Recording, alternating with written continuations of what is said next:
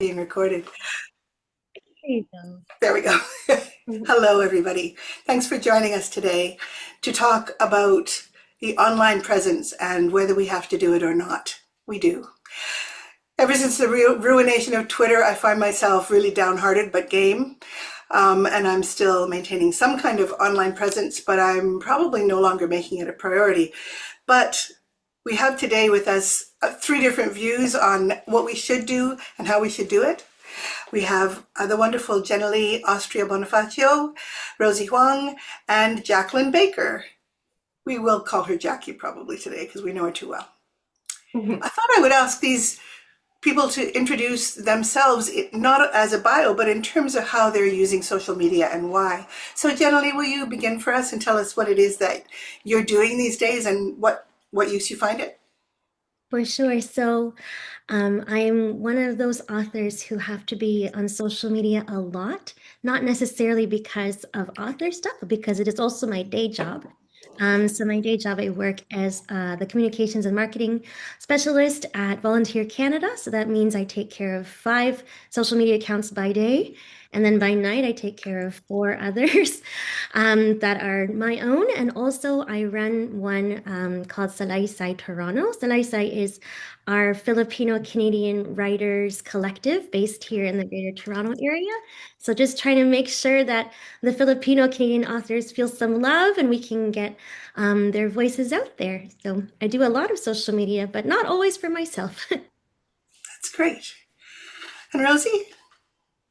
I am, yeah, really familiar with social media. So my background is in corporate communications and marketing, which I did for over 12 years. But in the last 5 years, I actually started my own online business, working with heart-led founders from around the world and helping them really connect with audiences and market with heart.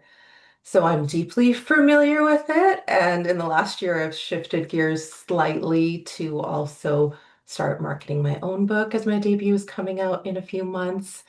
And just, I'm so passionate about helping writers and authors because I noticed as I stepped more into this space, that's something a lot of writers really struggle with is getting out there and it feels really overwhelming. So I'm excited about making it feel a little bit easier, hopefully after today.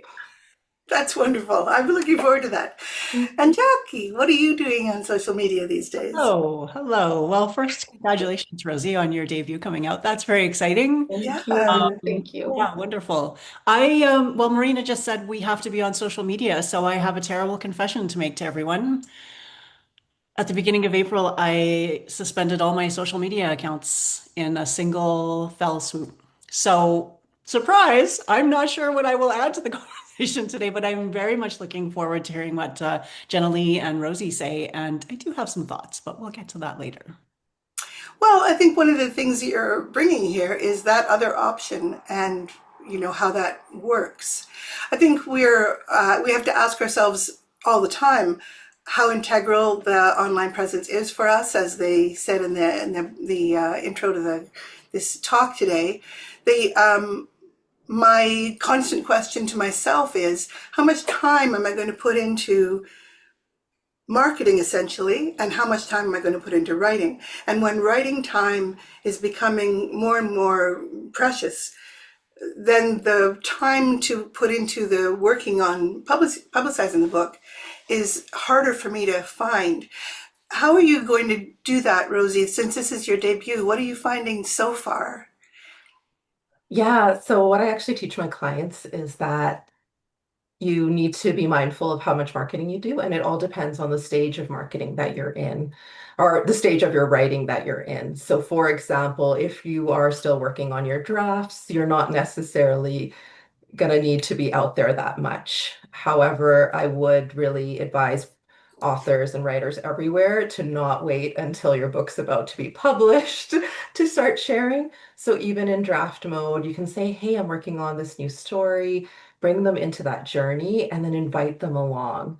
And then as things start to ramp up, then you're going to share more. So once you're getting it published and making your, doing your publishing announcement, cover reveals, you want to start amping it up. Of course, when pre-orders open, that's when you want to start going full force. And then in launch mode is the only time that I would say that yes, be out there every day as much as possible. So it really is what I like to say is that you're ramping up. And I like to use the image of like an airplane and a runway. So the airplane doesn't suddenly just go from here and just launch into the air. Maybe it's someday it will, but that doesn't happen. It kind of meanders along. And then once, you hit that momentum and you're about to go into launch mode, then that's when you're going to go full force. So that would be my recommendation to make it just feel easier. It's just, yeah, if you're writing, the writing should be the focus. Don't take that away from, you know, don't take away from your drafting just to go post if your book's not coming out for a year or 2 years. However, bring people in because the more that you do, the more likely they're going to be wanting to purchase. But if they never even knew you were writing a book or they don't even know about it, then it's like, it's hard for them to be like, what? You wrote a book? Like, what? What's happening? So you want to build that education and awareness early to help you. And that's what I've been doing. So I know your question was like, well, what are you doing? So, confession, I announced to the world back in October, pre-publication, pre-publishing deal.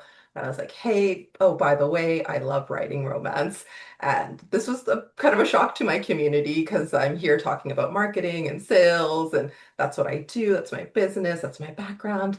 But I found people were so supportive and people just started asking questions and I started sharing. So then when my publishing announcement was made earlier this year, people are already like so excited. And everywhere I go now, everyone's asking me, like, when's your book coming out? Like, when can I get my hands on it? And it was very intentional strategy for me to do that.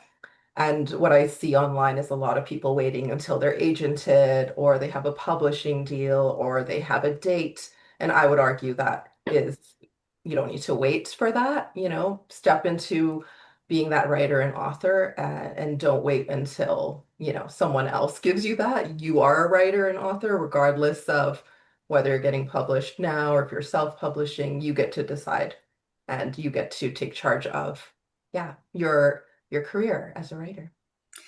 It seems like such a sensible approach for particularly someone who's just beginning to publish, and particularly, of course, since you have this online presence anyway, to make use of that. I myself have never done the jet thing. I'm more of the vertical takeoff and landing, the big helicopter.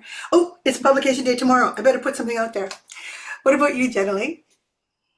Um, I feel like I have maybe it's because I don't know. I know it's because of like how immigrant moms their job in life is to just humble you, right? Whatever you're doing, it's not that special, it's not that great. And so I feel like a lot of my friends, we all kind of bring that forward and we have a hard time self-promoting on social media. However, I do understand that you should still use it. So I what I end up doing, and I think this is a good option for those of you who are also in that same boat. Um, Use your social media to promote events that you are going to, events that you like. Try to make sure that you're like part of a literary community and show, I support these people and their launches. I support these events. And I think that's really a really good way to kind of get your message across, but also make sure that it's not necessarily only about you, because it really shouldn't be. I feel like your social media should be showing not just your process, but also who do you admire, who do you support, and that's what I really try to bring forward with my own social media. I totally agree. I think that's always been the pleasurable part of it for me is to be showing up other writers and just commenting on their work and being part of the literary community. And Jackie, we have a section on literary citizenship in the book we're co-authoring here. But can you tell me what you are used to do before you abandoned ship? Yes, I can. And first of all, that's such sound advice from Rosie. And I Yeah. think everything that you both say makes perfect sense. And I love one, just sort of inhabiting social media and not just showing up when you have something to shill. And then also using it as a platform to promote other writers and uplift other voices. Like I think those are the best possible uses of it. For me, I think, and I'm sure we'll talk about this a little bit later. I think that I'm not wired that way to begin with. So social media for me was always a struggle, like showing up at a party kind of that I didn't really want to be at. So I would say that my involvement was minimal, and I didn't do really any self-promotion. I don't think, except if there was an event coming up and then I would post the link. But it's just never a space that I felt comfortable inhabiting. So for me, and I see somebody's asked in the comments about why I did it, it was a variety of reasons. That's one of them. It didn't feel like a space I was comfortable in. And so I look at someone like Rosey, who obviously is very skilled at doing what I am very unskilled at doing. And I was just thinking as you were talking, Rosey, about how useful people like that would be to the rest of the writing community, who, not the rest, but the other people in the writing community who are more like me and find it very difficult. It seems like everybody now is nailing up a shingle as a coach or a writing mentor or an editor. And I think, wow, there's a really big space for people who are good at marketing because a lot of us struggle, I think, in that area. So for me, there were a lot of factors. I felt that social media was overwhelming. It was a little bit about preserving mental health and preserving energy, like Marina was talking about before. We're all busy. I have a full-time job in addition to writing.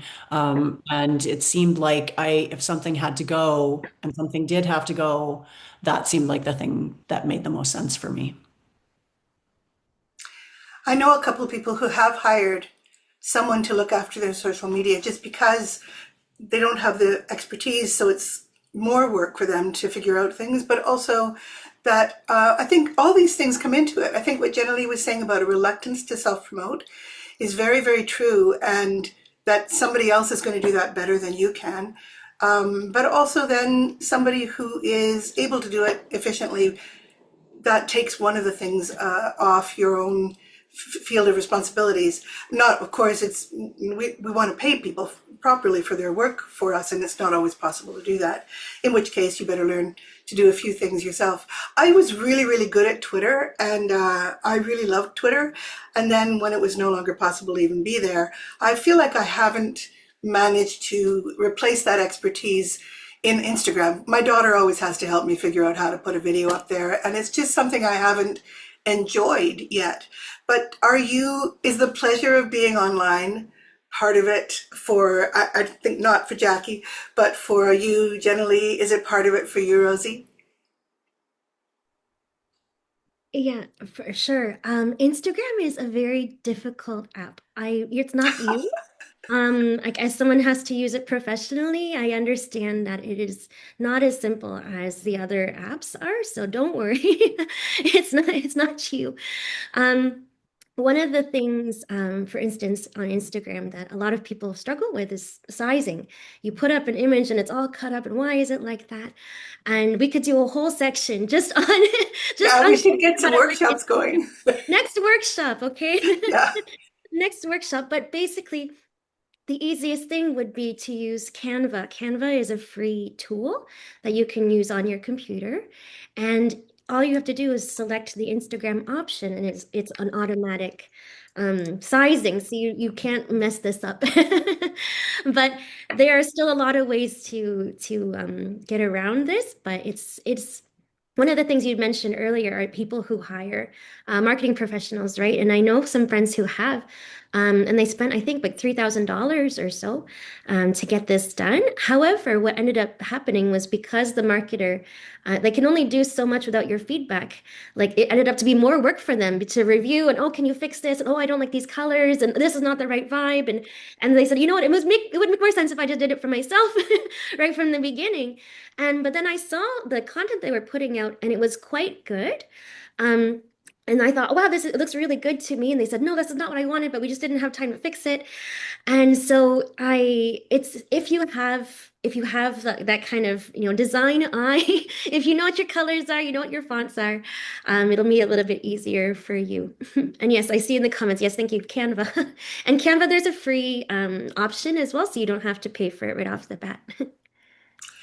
I do love all this stuff. To take myself back a couple of years, I love figuring out Canva, and so I must get back into doing it. But it has, for quite a long time, the pleasure has been less than the effort, But Rosie, for you, are you still enjoying yourself as you figure out your Oh, long lunch? yeah, honestly, I'm having so much fun with it. And it's funny because a lot of people are talking about self-promotion, and it's something I do with my clients as well in terms of coaching them to sell effectively. And I always see it, it's not about selling, it's just about sharing. And so I get this amazing opportunity that 20, 30 years ago probably wouldn't have even been possible to go out and reach people that I wouldn't have otherwise, and I get to share with them like all of these things that I'm creating and I'm doing. And my goal is always that I don't think of it like, hey, look at me and my debut's coming out. That's not my intention. It's more like, hey, I achieved this lifelong dream and I hope it inspires you too. And so you'll notice a lot of my posts are a little bit of storytelling and saying, what's that big dream you have? Like, what are you working towards? And so generally, as you were saying, like bringing people into your journey, it's not a one-way broadcast channel. It's not an infomercial from the 90s. And sadly, some people still treat it like that, but it's an opportunity to bring people in, engage with them. Like that's why it's called social media. It's not called broadcast media, then we'd be watching the news or something, right? Um, it's about being social, creating those connections and going And out there and share. that's so true, Rosie. And the people that I follow and love hearing from are giving me part of their life and their whole understanding, not just by my book. They're allowing me to see who they are. Do you feel like there's how much of your private self do you share on your professional pages, and are you comfortable with that? And Jackie, why don't you start with that about what you were comfortable sharing, and has that fed into why you've decided to take a break for a while? Well, I love what Rosie just said about it being the best way is to just be engaging with people Yeah, and social engagement and not self-promotion. I think that's so right. I'm not good at either of those things. I'm not good at he social. is actually. So I actually my favorite place to be was Instagram, because I like the visuals. I like the images. The images. I used to be a photographer, and so that was the fun part of it for me. So I felt most comfortable there, and I don't think that my profile was very writerly. It was a lot of pictures of my dog and creepy Halloween scenes. Like it was, I didn't have the overall vision to make it that kind of an engagement tool. It was just a fun thing. My daughters were teenagers when I first got on it, and so I thought I better be on social media to see what they are doing. And I'm glad that I was, but it's run its course for me. I don't know, maybe I'll come back someday. Maybe after today's conversation, I will You might after end up having to. suddenly I'll be like, I gotta get back there. But for now, I'm gonna stay away for a little while. Generally, what about you? Are you comfortable? Obviously, you're sharing about your community, and that's so wonderful. But and help pumping them up. But what about yourself? What are you comfortable with? And children too come into it. I think what we're willing to share about that. Yeah, so I have some very strict rules with myself. Like you won't see me post, I'm going on vacation.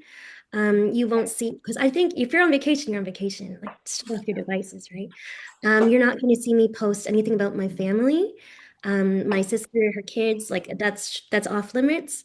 I block a lot of people. You can tell when they're bots, right? Because it'll be like Dr. Lim 54642XX. Yeah. I block people every single day. I mean, my follower count could probably be a bazillion at this point, but I don't want the trolls. I don't want the bots. I don't know who they are. I think I know almost everyone who's following me. Sometimes they're just friends of friends. I let that slide if I can see that we have mutual acquaintances, but usually I won't. Because you don't know, right? You don't know where your pictures are going. I also try not to post a lot of pictures, just me by myself. Um, I feel like I'm not that interesting to look at. Like I'd rather show you where with something that's happening. It's not just going to be a selfie. I don't feel comfortable doing that. So it'll be me at an event and me with my friends, me with some authors. Everyone's holding books, that kind of thing. I try to make these really like these guidelines for myself. And so that way also I know that I'm not on it all the time either. I know that social media is quite a time suck. And when you do it all day long. Like you really just have to be careful about the way you use it personally. Yeah, not at 3 o'clock in the morning, still on TikTok. Rosie, what about you? What are you comfortable with? What are your boundaries there? Yeah, I am, comfortable sharing a lot, but I do have my boundaries in terms of same thing. I limit mostly what I share about, my family and things like that. I do have a little close friends list, so if I do want to share something a little bit more about my personal life, I can do so there. So yeah, I think the most important advice I would give is just don't share anything you're not comfortable sharing. You know those boundaries for yourself and what that looks like. And even if someone says, it's like, hey, why don't you share about this? You can just say, hey, that's not what I do. That's not what I share about. So I think really you don't need to just because you're on social media to suddenly feel like, oh, I'm giving people access to all of me. No, you don't need to, absolutely not. You get I to think there's decide. something kind of funny that happens where, for me, it's like I'm not talking about being dishonest, but I am sharing my writing life, not my personal life so much. And so I'm happy to talk quite honestly and deeply about books and about writers who I've admired and about that sort of thing. I'm talking more intimately than I might to some of my friends and my family because I know I'm talking to people who understand what I'm saying. It's for this specialized audience who are also interested and deeply moved by books, etc. But yeah, that there's sort of it's almost like I've got a pen pal, a letter I'm writing to somebody who I'm sharing a mind with, but not personal, you know, that I have a headache. So yeah, Because I could overshare about that only too quickly. the I'm only wondering, sorry, was I interrupting? Oh, yeah, I was just going to say the only thing that I would add to that is that it's sometimes nice to bring people in with small, safe ways. Like, for example, I'll be like, hey, do you love coffee or tea? Because then it helps create a connection beyond just the writing. And then also takes your profile from being that one note. Because as we were talking about, is like we love people that can give us insights into their life and all of that, and makes it more engaging. So even if you could share some details that are, fun and easy and obviously aren't private or anything, but like, hey, for me, I'm like, I joke that my brand is coffee because I'm always taking care of my coffee shots. I'm sharing them a lot and I have fun with that. So bring people in as well into your own personal world in a way that still honors your boundaries and your privacy. As we're talking, I'm wondering what you're finding to be the best of the various media. What's the best app that you use the most or that you find is best for writers? Anybody have an instant opinion? Generally, you're nodding your head. How about you start? Yeah, I Instagram is my favorite. I feel like there are a lot of millennials and Gen Z there who are very in tune with arts and culture. And so I feel like this is probably a really easy audience to find and interact with. Facebook I find is more like elder millennials, Gen X, boomers, and that's great too. And so I always see like a really big like divide generationally. LinkedIn, that's a place where a lot of writers actually don't post. And I feel like that's weird. Like it's a job. Writing is a job. It's work. Why is it not on LinkedIn? So I put it on there too. LinkedIn has more of, I find it has more of a reach to people that you don't expect. If you have those kind of settings, I feel like when you post on LinkedIn, you're more likely to get interaction from people who are not your followers, and so maybe you're just building friends that way. And then when you click on them, you can see, oh, we have a colleague in common, or there's some kind of we went to a conference together at some point. There's some kind of overlap there, so it's not as weird as like just shooting it off into the ether. But yeah, I really think that out of the three, yeah, Instagram and then Facebook and then LinkedIn for me. Interesting.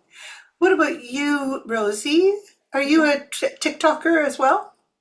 I did sign up for TikTok and I have not done much with it. So you can follow me there, but I'm a big fan of Instagram as well. I feel like it's such a great community. Um, yeah, it's just incredibly supportive. I've met so many amazing writers on there.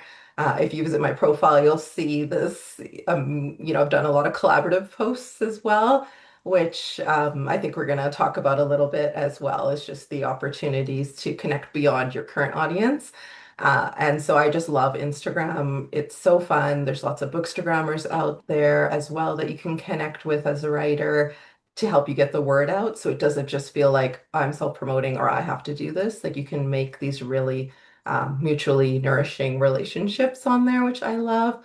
If you're on Facebook, I would recommend Facebook groups is where it's at, because that's where you're going to engage with other reader communities as well. It's a great place for research to see what people are into. So if you're on Facebook, I don't really recommend like how you can have a page and post there, but most likely no one's gonna engage with that much. So go into groups and find those communities. And then I don't share tons on LinkedIn, but I do still share time to time, and I find it's great for just reaching people outside of your network. And you just never know the possibilities and potential of someone that might see it on there and reach out to you and, make a connection. I do also, someone's talking about it, Substack. I love Substack. It is so amazing. Marina, you might want to look at it because it does have the notes that are slightly similar to the old Twitter and things like Yeah, that. it's Very text heavy. supportive. And I'm really text based too, so that's why Instagram's not that comfortable for me because the images aren't just how I naturally think. Substack, but also Blue Sky, I'm finding really quite useful for hearing from other people, and also Threads a little bit more than Instagram for me. Um, and that was interesting to. So, Jackie, as somebody has just asked, have you moved your your online presence onto Substack? Which makes me just laugh with how. Yeah. No is the answer. I'm laughing. It's just like, where did you go? You must have gone Where'd you go? somewhere. You can't just have walked away and disappeared. But you did. I Yeah. did just walk away. I mean, I went pretty extreme. I closed out group chats. There's one group chat that lives, and that's because one writer's in Saskatoon and one writer's in Toronto, and I love That's talking to me. them. And one of them's right here today. Yeah. And so that felt like something that would have been a genuine loss. But for group chats of people who live in my community, there was a point at which I was like, why am I using Why aren't social we in media? person? Why am I not in person with people? It's all, yeah, already I feel like my social time is so limited. There's such a small window for it. And what I found I was doing was using things like group chats or social media. It was becoming a replacement for actual time with people. I could see it in myself. And so on that, it was actually a day. I had a terrible, also a teacher, a professor, and I had just a really very bad day in which there was a lot of politics. I could see my students were struggling very badly, and it all just felt for me just too much. I felt not equipped for any of it. And so I just made a blanket decision to just shut everything down and just get a bit quiet with myself about it all. So I don't subscribe to any Substack. I mean, not because I think they are without use or because there's not anything interesting there. I know there are interesting things there. I spent a lot of time with them, and now I just need to, like I said, just settle and be quiet. And it's been since the beginning of April, and I don't know where it will land ultimately, but for now, it feels really good. And so I know the question is, do you feel like you're losing touch with your readers? Maybe. Maybe. I don't know. Maybe we'll talk a little bit later about how much it requires of us to write our books and whether we feel like the genre that we're writing in requires more of us on social media than other genres might. But for now, I'm okay. If I'm losing something, I'm okay with having lost it to get the other stuff back. There is always that. I have one foot in your ocean and the other foot in the, I should be on social media ocean. But there is always that slight feeling from me that we're preaching to the choir, that people who are going to follow me or are going to be interested in what I say are probably already reading me. And this is different because I've been writing for quite a long time. And, I have a sort of an established, patchy little group of people who probably will read me anyway. It's totally different when you're beginning. And if this had been available when I was beginning, I would have been all over it. And I always have done everything I could to help sell books, to help get books out. Um, So I'm interested to see that but both Rosie and Jenny are interested in LinkedIn, which had never occurred to me as something that would be worth the effort. But to find new readers who are not part of that group that you already probably have going, so that's a really interesting tip. Do you work on? I'm going to get to some more questions from the chat in a couple of minutes. We'll have an open session where you guys can ask anything you like. But I'm wondering too, if you've looked at the numbers, and do you find that those numbers actually matter for literary fiction, for any kind of genre fiction you might be identifying yourself as writing in? Is there a difference there? Does this online work actually sell books? And let's start with the professional marketer over here, Rosie. What do you think? I'm assuming you'll say yes. Hoping you'll say yes. Yeah, so I do want to chat to that conversation that you touched on, whereas I think for a while it did feel like even on Instagram things were stagnant. It was hard to grow, to get followings. It's like you post and then the same people are looking at it over and over, and you're like, it's great to have those diehard fans, but you want to obviously reach more people. But I feel like a lot of platforms like Instagram, TikTok, they are supporting getting creators out there in a more of a meaningful way. So if you go on Instagram now, you'll likely see follow suggestions of similar content, which is what they're doing. Collaborative posts are huge. I recommend every writer to look into this because it gets onto your profile and it also gets onto your collaborator. You can add up, I think they can do 6 people in total, so 5, including yourself. That's been really amazing for me to get out there for my debut as well. Can you just hang on there for a second, Rosie, and tell us what that even means, collaborative posts? So are Oh, you all discussing something? Or I don't even know what those are. Oh, okay. So you may have heard like there's things like you could tag people. So right now, like for example, Jenna Lee yesterday tagged me in her post. So it'll show up on my little tag.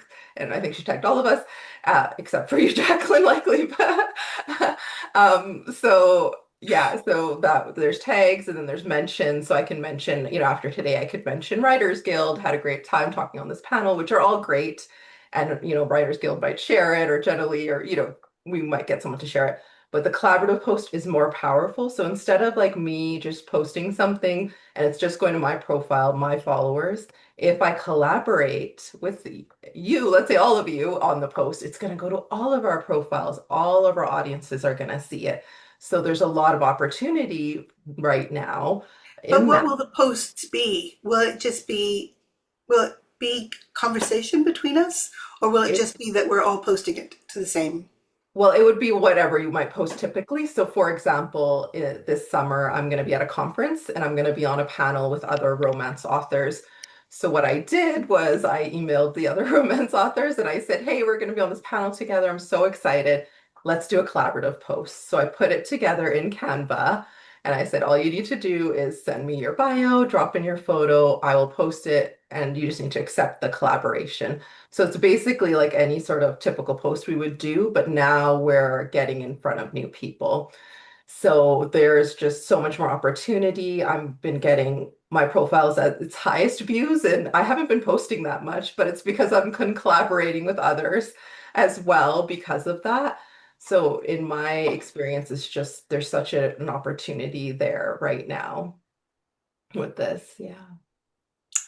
And Jenny, do you think the numbers are because you're working, of course, social media is working. So what do you think? I don't think about numbers. I never think about numbers because I block so many people. Yeah.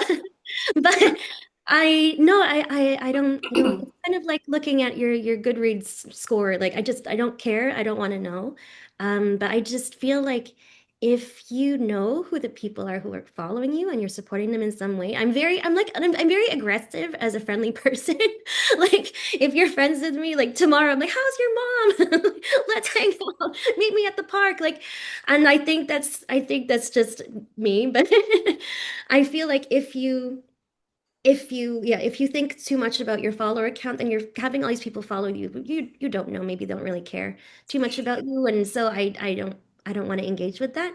But one thing about the collaborator post, I just want to piggyback off of what Rosie was saying. So okay, so you know how sometimes, say you have an event it's coming up, say it's at a bookstore, and just your publisher is not posting about it, and you're just frustrated because you really want them to also share, right? I'm going to be at this bookstore. Why are you not sharing this? And rather than you like back and forth emails, come on guys, just share this with me. All you have to do, like if you're on Instagram, it's really just a simple like add them as a collaborator on your post, and then all they have to do is press accept, and then ta-da, it already shares. It's easy. Following that, what you can also do, and I think a lot of writers don't do on Instagram, are the stories. Now, I know stories are not everyone's favorite thing because they are ephemeral. They leave after 24 hours. So you're like, why would I spend all this time making stories if they're gone in 24 hours? What a waste of time. But they're actually not. So what I like to do is,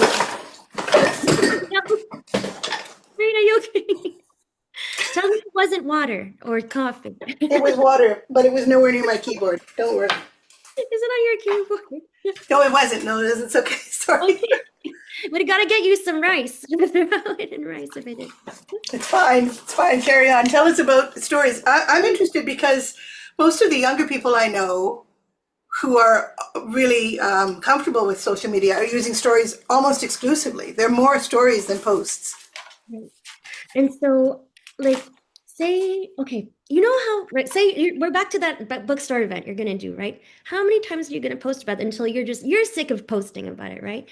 So maybe you'll get to the point where you just start to make a little story about it on your feed. It'll disappear within 24 hours, but what you're going to do is you're going to tag whoever else who's moderating for you. You're going to tag who has organized it, of course, the bookstore, of course, your agency, if you have agents, and your publisher. And that way, all of them can share it as well. It's very easy for them to just press repost, and then it's done. Nobody has to reinvent the wheel. So it's really just about you saying, I'm part of a network, I'm part of this community, and all these people are going to help me promote this. Will it always lead to audience members? Sometimes it doesn't. I mean, we can't control the weather, we can't control fate. But at the same time, it's just another way for you to try to get your word out. I love that what you're saying about numbers. I've never even thought about what my follower count is. I've never looked it up. So I guess I was meaning, does it sell books? Those numbers. But as you're kind of edging around, publishers are doing less than they used to do, and there's no way around that. Some of them, small publishers having a really hard time finding the money to pay their editors, let alone finding social media people. And often it's run by people who don't have a natural bent towards that. So I think that us taking that into our own hands is never a bad thing to do, especially if you can find some joy in it, I guess. Other frustrations with publishers that this can help with? Is there anything else that you can recommend for, I guess, Jackie, I'm going to ask you. Would you feel comfortable doing things that your publisher has asked you to do, or do you think that you might do things that they haven't asked you to do that they haven't thought of? Sorry, can you rephrase So, that? should you come back onto social media because you felt a responsibility toward an upcoming book, for example, Sure. would you be comfortable now just letting the publisher do it all, or would you feel like you had a role to play there and could help with that? Yeah, I think if I were to come back, I would probably use it probably the same way I always did. If I had an event coming up, or as I was listening to Jenny and Rosey, I was thinking that one thing that I do miss genuinely, and there isn't much, but I went to a writing retreat in Ireland last summer and met so many incredible people and my connection to them was through Instagram. And so I do genuinely feel the loss of that. But that's a different thing. Well, it's not a different thing. It's the community, not the promotion. And I know that Rosey and Jenny have both talked about that. So if something were to bring me back, it would be the community. And I don't know that I would change how I used it before. So then that invites the question, why come back? But I do think this is just me, and Rosey and Jenny are so smart about this stuff. And one thing I was going to say earlier is that some people are just really good at it, and some people are very bad at it. And I don't know that the people who are very bad at it are doing themselves any favors by trying to force themselves to do it. That's my controversial statement for the day. Could we just, if we're really bad at it and it causes us pain and stress, could we just let it go and the cost wouldn't be too high? I think yes, but time will play that out. I thought Jenny Lee's comment there was really useful. That if you think you can't post about this one more time, you're going to kill yourself because you're boring everybody to death.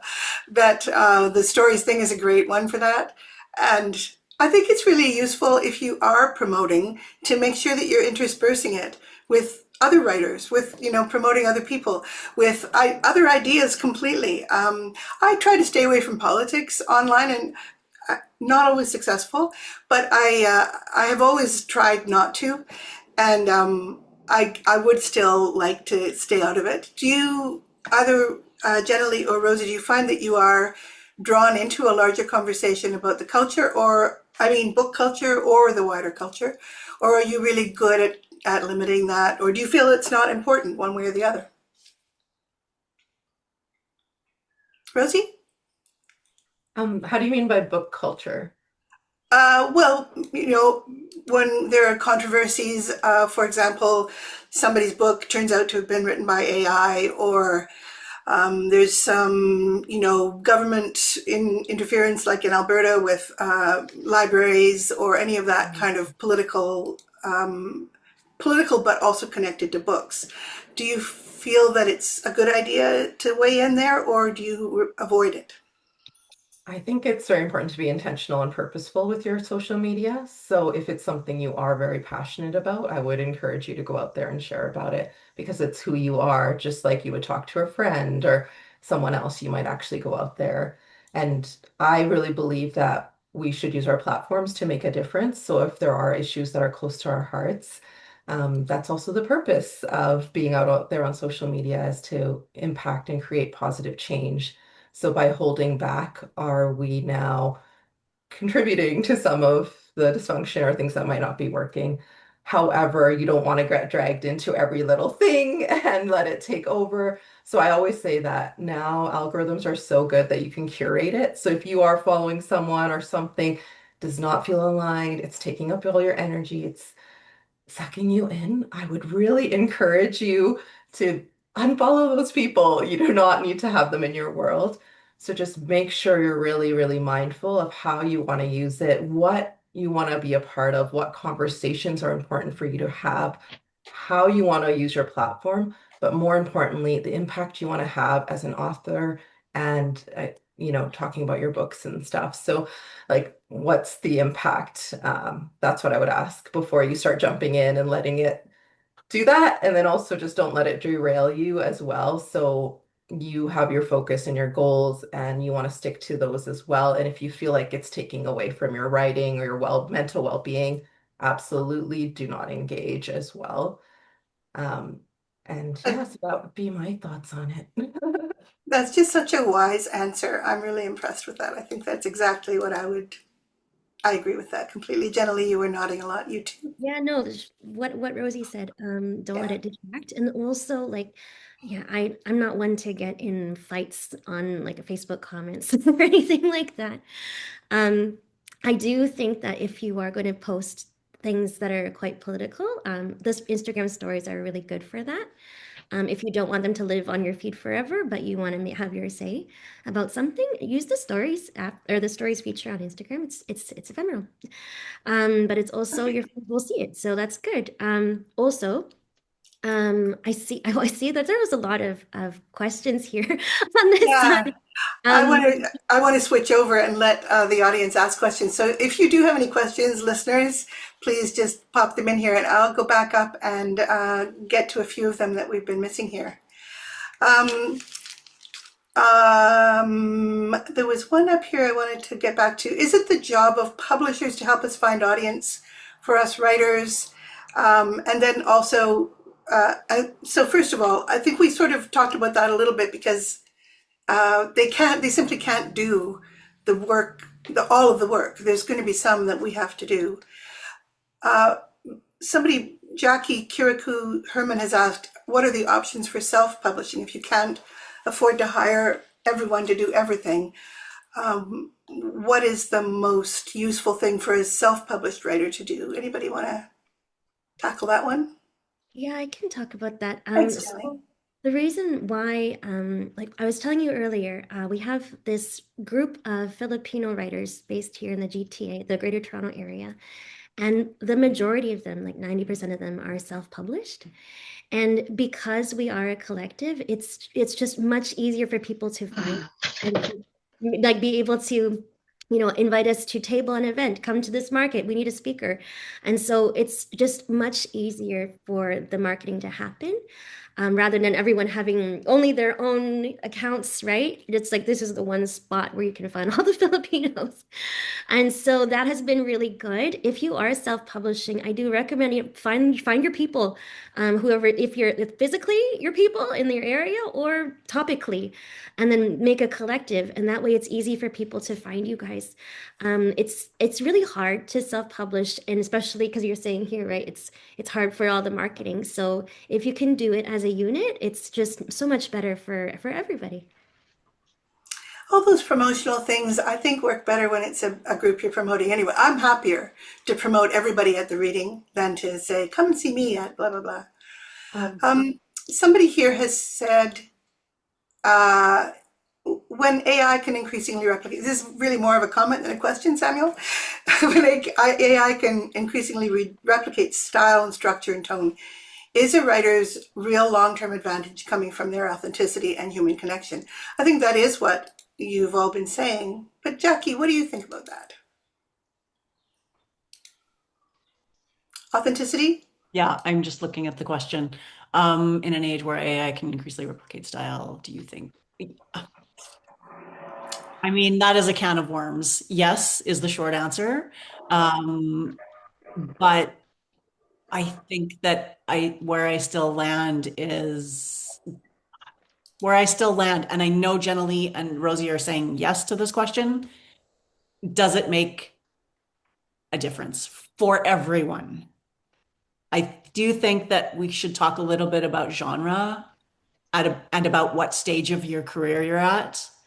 And there was a third thing that I was thinking about. I think that there are genres in which it makes a big difference. And I think it would be wise of you, if you're writing in that genre, to have an online presence. Which ones? And an authentic one, a fantasy. Yeah. The community online is enormous. Horror. I have heard the same of rom-com, or romance, but Rosie can certainly speak with more authority about that than I can. I'm not sure that in the literary fiction community, it makes as much of a difference. I do not know. I'm just speculating. I have no definitive answer about that. And YA too, I think it seems as if TikTok is very important in YA writer publishing, not so much in other forms, maybe. I agree. Jenny or Rosie, anything to add there about genre? Yeah, I would say, yeah, for romance for sure. I feel like there's such a big community and there's so many romance bookstores popping up as well. So the opportunity for those collaborations, there's romance events as well happening. I just want to touch on that self-publishing question is that couple of things. First thing, like if you have, obviously you're doing everything yourself. So if you can just choose one platform that you actually like using that feels great, focus on that instead of trying to be everywhere like a LinkedIn, Facebook, Substack, or whatever it might be. Just choose one that you're like, you know what, this seems doable. I can build a community on there. This is great. So do that. Also look into things like a lot of indie markets are popping up where they're asking for authors to come in and you can sell your books one-on-one as well. So there's opportunities that you wouldn't maybe think of that are out there now as well. And then I would just add to what Jacqueline was saying is that the reason I love social media so much is that, yes, you go out and meet someone, and you really might hit it off and have a great connection, but the chances of them going out there and then maybe emailing you or you going for coffee, everyone's busy, might not happen, but hitting follow, it's slow friction, it's easy for someone to do. And it also is a great way to continue that connection. So I've met people at festivals, conferences, bookstores that have immediately started following me. We're chatting, we're promoting each other's books, and it's just this natural evolution. And none of it happened with me being, we're not really asking. It just happens. It blooms. It happens naturally. So um, I would just say, don't depend solely online to sell your books. Like use it, also do in-person things and use it to enhance what you're doing in person as well. So don't rely on only one strategy. It should be bringing multiple strategies together. So, Rosie, what kind of in-person things are you planning to do for your book? Are they mostly designed or created by your publisher, or are you doing that yourself as well? It's both. So it's a collaboration and a lot, so much. So for example, I'm speaking at conferences, which is amazing. But I'm also the reason I'm doing that is through my marketing. So helping authors and writers with their marketing. So that's one of the big things that I'm doing. So there's a nice like natural synergy. So I talk about marketing and book marketing. I can also share about my book. I like to do things even as readings just for fun, getting together with my writing group and being like, hey, we're going to go visit a local bookstore and let's do a reading this month. I'm going to be at When Words Collide in August doing marketing sessions, writing in flow. And then I'll also be doing a panel, Find Your Next Favorite Romance Author. So those are all opportunities I created for myself, is going out there, looking at festivals. They're often looking for panelists. They're looking for presenters. And one of the discussions I was having with a client yesterday was she said that, oh, I'm not published yet. What can I share? And I said, you can still share about your journey leaving corporate as an engineer and then going out there and writing your book. People are looking just for someone that might be a few steps ahead to also go on their journey. So this is the ways that I'm getting out there, is looking at festivals, conferences, doing that, doing easy things like readings at local shops, going to networking events. So even things like Writers Guild or your local associations, looking at what they're happening and just meeting people there. And then through my publisher, I've set up my book tour. So my book is based in Vancouver. So they're helping me reach out to bookstores there. So as well. And then I'm doing my launch here at Slow Burn because they are the amazing local romance bookstore we have here. So course I have to do something there. So I would say it's the nice collaborative effort, is look at what you want to do and what the opportunities are. And like I said, it could just be even a coffee chat. I know Writers Guild is hosting one here this Saturday that I'm going to try to get to. So don't make it feel like, well, I don't want to present or I don't want to do anything. It's like, well, you could just go to your local association, see what they have. And sometimes you might never know. I've met so many incredible people and authors and created a lot of connections through that as well. It sort of seems like the in-person and the online can magnify each other, that they support each other. Somebody sees you in person and then they find you online, they're going to follow you. Somebody sees you online and then they see that there's something in person, they might go and see you. So those two seem to kind of work together. What about you, Jenna Lee? What are you going to do for your next book, or what did you do for your last book? So, oh, it's behind me here. It's here. Yay, there they are. The first book. It's called Oh, Resetting with wonderful. Strangers. What a good title. It's a very Filipino book. It is the most Filipino book, Filipino Canadian book. And so I think because I was on social media even beforehand, I've always done talks for the Filipino community about unification and family separation. So people already expected this. Like when I said, "Oh, I have a book now," like it wasn't a surprise to people, thank goodness. But because I had already built a social media following beforehand, it was much easier to get, invited to your conferences and festivals and come to this event, come to this market. And like it was 3 years ago almost that the book came out, and I'm still just running. Like I'm doing all sorts of things, which is amazing. And I'm really grateful for it. So that was been happening. Oh, I'd like to give you one more tip about see, someone had mentioned earlier about Squarespace. And I just wanted to give a quick tip about that. Oftentimes people ask WordPress versus Squarespace, which one is better? I am 100% team Squarespace. I feel like there's less opportunity for you to mess up. WordPress, there's a lot of bugs in it. There's a lot of add-ons and plugins, and I feel like it's like looking at a toolbox that is not organized. Whereas Squarespace, the toolbox is very organized. You can use a template. All you have to do is fill it in. You don't have to reinvent the wheel. And I feel like your life will be a lot easier if you do that. Similarly, because I love a good template for those of you who don't like to design from scratch, I'm going to plug Canva again. So, like, say you're going to have an event, you don't know how to even start. You have to say the bookstore wants to do it for you. They don't have time to make a flyer. Your publisher is not going to help you with this. If you're on Canva, you can also go into the templates. You can even put in the words like bookstore event, and then something will come up and you can play with it. You can do all the things to it to make it yours. But it's a really good starting point. So it doesn't have to be a scary thing. Like sometimes people think that when they post on social media and they don't know how to do these things, all they can do is just take a video of themselves, come to my event, but that's it. But there's actually a lot of things you can do on top of that.